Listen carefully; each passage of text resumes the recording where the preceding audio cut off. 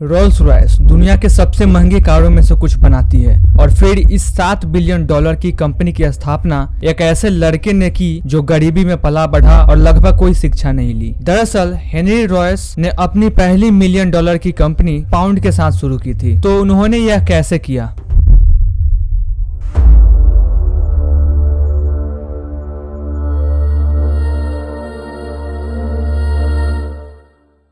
Henry Royce उनके माता पिता जेम्स और मैरी एक फ्लावर मिल चलाते थे।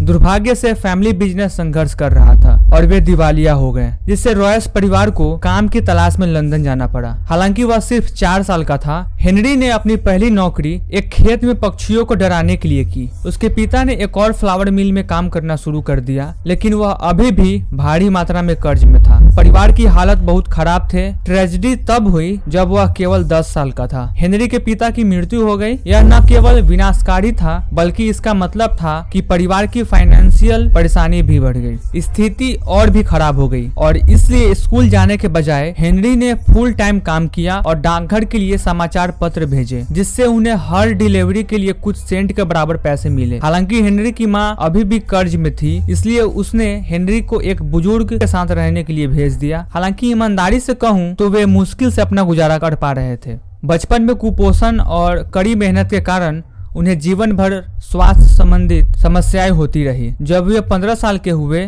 तब हेनरी ने स्कूल में केवल 1 साल ही पूरा किया था। इसलिए उनकी चाची ने उन्हें ग्रेट नॉर्दर्न रेलवे कंपनी के साथ एक प्रशिक्षुका कार्यक्रम में शामिल होने के लिए आवश्यक छोटी सी फीस देकर उनकी शिक्षा में मदद करने की कोशिश की। उनकी चाची ने प्रशिक्षुता योजना के लिए फीस का भुगतान किया, लेकिन सौभाग्य से हेनरी जॉर्ज एडो नामक एक व्यक्ति के साथ रहने में कामयाब हो गया। रात में जॉर्ज ने दोनों लड़कों को उपकरण इस्तेमाल करने का तरीका सिखाया। हेनरी को यह बहुत दिलचस्प लगा और उसने कई घंटे अभ्यास में बिताए। किशोर होने के बावजूद वह जल्द ही नियमित रूप से एरो गार्डन शेड में पीतल के मॉडल के खूबसूरत पहिए बनाने लगा। हेनरी ने भले ही बहुत शिक्षा नहीं ली थी, लेकिन वह अपने हाथों से कुशल था और उसके पास अविश्वसनीय कार्य नीति थी। दुर्भाग्य से उसकी चाची से मिले पैसे उसके प्रशिक्षुता के केवल 3 साल तक ही चले। इसलिए 15 साल की उम्र में हेनरी ने लीड्स में एक उपकरण बनाने वाली कंपनी में काम करना शुरू कर दिया, जहां उसे प्रति घंटे केवल 1 पैसा मिलता था। उसने अपने सभी सहकर्मियों से अधिक मेहनत और लंबे समय तक काम किया। काम के बाद अक्सर इलेक्ट्रॉनिक्स के साथ छेड़छाड़ करने के लिए वह भोजन छोड़ देता था। इन अलग अलग नौकरियों और जो भी बचत कर सकता था उसे करते हुए वह आखिरकार शहर और गिल्ड संस्थानों में रात में इलेक्ट्रिकल इंजीनियरिंग की कक्षाएं लेने में सक्षम हो गया।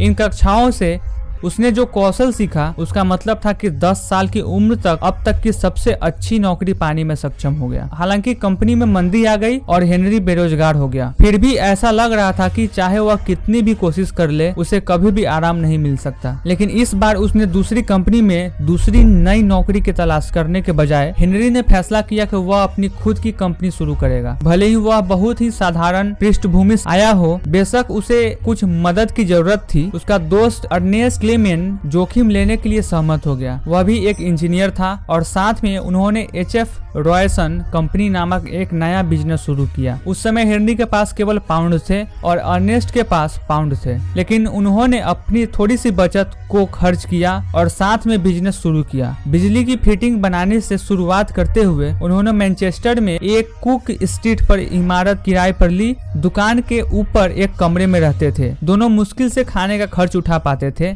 2 युवकों के इस तरह सफल होने की संभावना न के बराबर थी, लेकिन आत्मसंदेह के आगे झुकने के बजाय हेनरी ने वही किया जो वह हमेशा करता था और उसने बाकी लोगों की तुलना में अधिक मेहनत की। उन्हें यकीन था कि यह उत्पाद प्रतिस्पर्धा से बेहतर है। आखिरकार बहुत सारे परीक्षण के बाद उन्होंने अपना पहला सफल उत्पाद इलेक्ट्रिक डोरेबल बनाया। ये बहुत जल्दी बिकने लगे। इससे उन्हें जो पैसा मिलता था उसका इस्तेमाल हेनरी जेना जनरेटर और अंततः